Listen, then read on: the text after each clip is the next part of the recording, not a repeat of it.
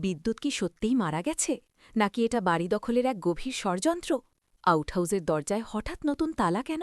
আর সেই তালা ভাঙতেই ভেতরে মিলল মদের বোতল আর চিকেনের এঁটো থালা। তাহলে কি এতক্ষণ আউটহাউসেই লুকিয়েছিল বিদ্যুৎ? পরিবারের সবার সামনে এবার কিভাবে নিজেকে নির্দোষ প্রমাণ করবে বাণী ও অনিরুদ্ধ? নাকি নীল ঘোমটার আড়ালে লুকিয়ে থাকা ওই রহস্যময় মানুষটাই সব শেষ করে দেবে? আজকের এই ভিডিওতে থাকছে এমন কিছু চমকপ্রদ তথ্য যা শুনে আপনাদেরও চোখ কপালে উঠবে। স্কিপ না করে পুরোটা দেখতে থাকুন। নমস্কার বন্ধুরা, আপনাদের প্রিয় সিরিয়ালের আজকের আপডেটে আপনাদের স্বাগত।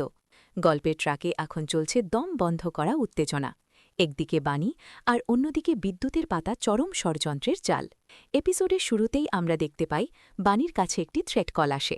বাণী বুঝতে পারে যে বিদ্যুৎ কোথাও যায়নি, সে এই বাড়ির আশেপাশেই আছে।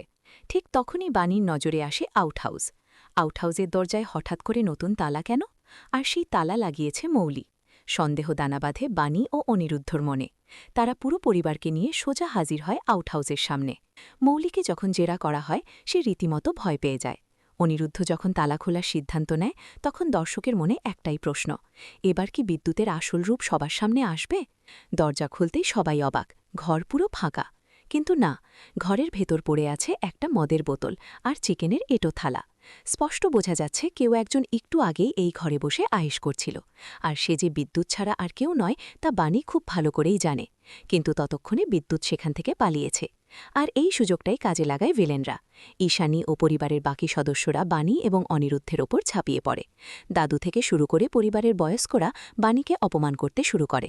তাদের দাবি, বাণী আর অনিরুদ্ধ সম্পত্তির লোভে এসব নাটক করছে আর বাড়ির শান্তি নষ্ট করছে। বেচারি বাণী, চোখের সামনে সত্যিটা জেনেও সে আজ সবার কাছে অপরাধী। কিন্তু আসল চমক তো অন্য জায়গায়। বন্ধুরা, আপনারা কি খেয়াল করেছেন ওই নীল ঘোমটা দেওয়া রহস্যময় মানুষটিকে? বাড়ির ভেতরে সবার চোখের সামনে দিয়েই দিব্যি ঘুরে বেড়াচ্ছে সে। হ্যাঁ বন্ধুরা, ওই নীল বোরখা বা ঘোমটার আড়ালেই লুকিয়ে আছে খোদ বিদ্যুৎ। সে ছদ্মবেশে বাড়ির ভেতরেই আছে, আর মৌলি তাকে সাহায্য করছে। এমনকি বাচ্চা মেয়েটি আইসক্রিম খাওয়ার সময় একটি ভয়ের মুখ দেখতে পায়, যা প্রমাণ করে যে বিপদ বাড়ির একেবারে ভেতরেই খাপটি মেরে বসে আছে। এখন প্রশ্ন হল, নীল ঘোমটার আড়ালের এই সত্যিটা কি বাণী ধরতে পারবে?